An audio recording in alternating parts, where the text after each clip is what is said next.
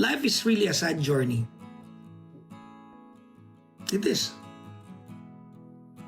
Do you realize that? All we ever do is to prove to the world that we are worthy of someone else's aspirations. Gusto natin na we deliver to other people's expectation. Na sometimes, in the process, we make ourselves the last priority of who to make happy. You agree with me na sa part na yan, no? Minsan, di ba, minsan huling-huli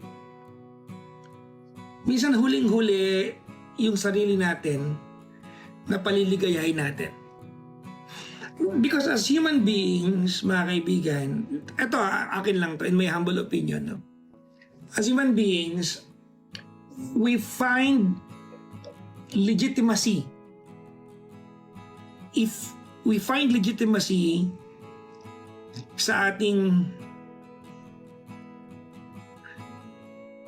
sa ginagawa natin kapag na-acknowledge tayo ng iba, which is good and bad at the same time. Huh? We find legitimacy if the appreciation come from someone who's important to us. I was watching a healthy, witty, smart conversation of learned people online. A few months ago, at may nagsabi doon na one of the real reasons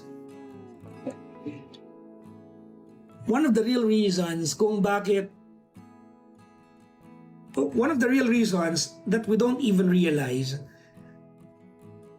kung bakit naghahanap tayo ng partner sa buhay is because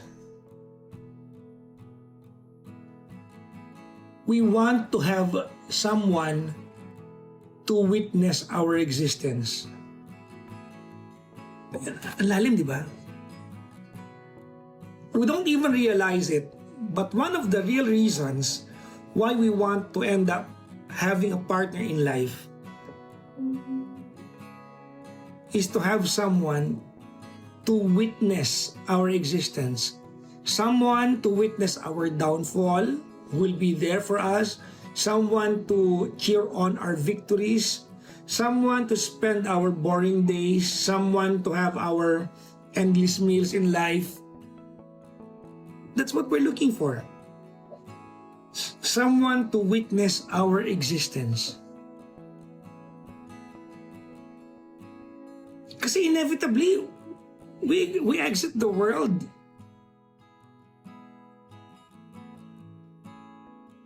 We exit the world alone.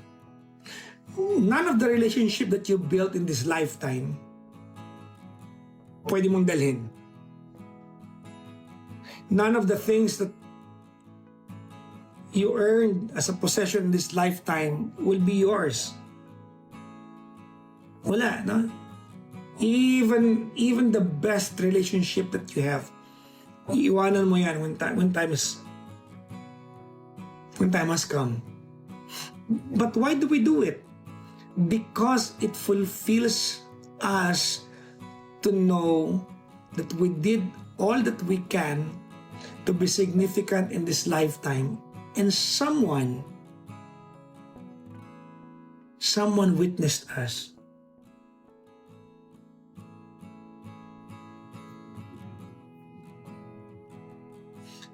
Malungkot siya, di ba? But at the same time, it gives you a certain sense of urgency to make this lifetime worth your while. Happy Thursday afternoon. Yung pagbalik ko dito, ang inisip ko agad, Monday ba ngayon? Sabi sa akin ni Nicole, Miss Cara, Thursday na po ngayon. Kasi alam mo yung kapag back to work ka from a very long vacation, pagbalik mo, akala mo parang fresh start. Parang akala mo unang araw ng linggo, so I thought it's Monday. Tapos na-realize ko, hala, Thursday na nga pala ngayon. Ang dami na rin nangyari. And medyo matagal-tagal ako nawala na supposed to be nung isang araw pa ako nandito. Kaso, dahil nga po sa bagyo, dahil kay Wuhan, na maraming galit sa'yo, Wuhan. Akala mo ba? Lahat kami galit sa'yo. Bakit ka pa pumasok-pasok sa buhay namin? Tapos aalis ka na iiwan mo kami ng mga sakit sa puso! Ginagawa na lang natin joke pero totoo naman, 'di ba? Yung pumasok siya sa buhay mo. Tapos ang dulot lang naman talaga niya ay sakit at pasakit. So bakit ka pa pumasok kung yun lang ang ibibigay mo sa buhay ko? Sakit at pasakit, hirap. 'Di ba? Huwag ka nang pumasok kung yun lang palang iiwan mo. O parang sa relasyon din 'yan, 'di ba? Kung alam mong sasaktan mo lang yung tao, huwag ka nang pumasok. Huwag mo nang galawin yung tao. Huwag mo nang kalabitin. Hayaan mo na lang siya. Ba't tagal kong nawala? Wala pa rin akong TikTok until now. Sa mga nagtatanong, pasensya na po kayo dahil matagal ako na-frustrate. Pag nawalan ka kasi ng gana sa isang bagay, tuloy-tuloy na yun eh. Mahirap na ibalik yung gana mo eh, pag nasira. So, hindi ko na alam kung makakabalik ako sa TikTok, but just right now, naisip ko na, sige, wala na talaga eh. Wala na akong aasahan na maibabalik pa yung dati kong account. So, may bago na akong account. Follow nyo ako, dali. O, ito, kagagawa ko lang. Actually, matagal na to nakakonect sa email ko, pero ngayon ko lang siya gagamitin. At Gandang Kara, DJ Kara. Hindi ko na mapalitan kasi pag ini-edit ko para palitan, iba na yung kasunod eh, medyo malayo eh. May mga 02, ayoko na may mga 0201. Not working? Nasa tuktok ka, pang 0203. Kaya sabi ko, okay na to, kahit redundant. At Gandang Kara, DJ Kara. Kasi wala na ibang option eh. Siguro naman, lunod na kayo sa pangalan ko. May Gandang Kara na, may DJ Kara pa. Ewan ko lang kung ano pa ako ngayon ha. Ang tawag doon, mababan. Kasi sa mga hindi po nakakaalam na permanent ban kasi yung TikTok ko, na pinaghirapan ko na matagal na panahon. And kaya ako na-frustrate at nawala ng gana. Kasi for a very long time, di ba, pag pinaghirapan mo yung isang bagay, tapos na-achieve mo yung goal mo, dumami yung followers mo, gumanda yung page mo, tapos biglang mawawala, anong pakiramdam nun? So, nawalan talaga ako ng gana mag-TikTok. So, ayun na nga, wala na. Masakit talaga eh. Sabi ko, maaari ko doon. May kanta pa eh. Oo nga. Hindi ka na ako mag-live. Ano mag-live ulit mo diretso? Sabi ko sa'yo eh. Kasalanan po niya.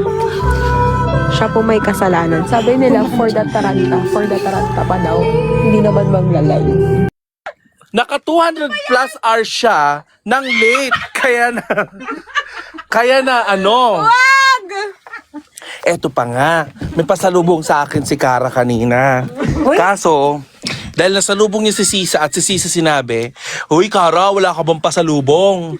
Binawasan ni Kara yung pasalubong. Oh, maming ka, wala ka talagang pasalubong kay Sisa. Grabe naman.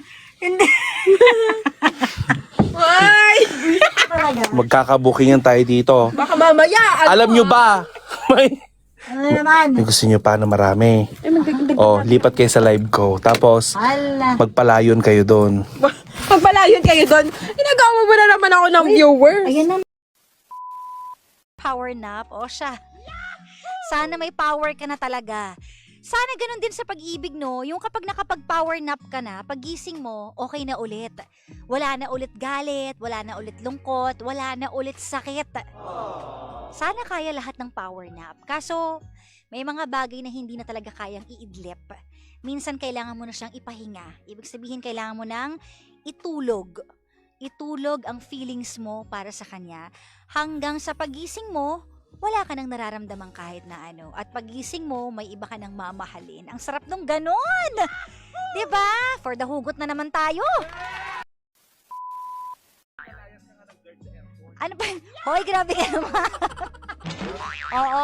Panoorin yung isa sa mga live ko sa aking YouTube channel. Yung live na natunghayan ng mga tao na napalayas ako ng guards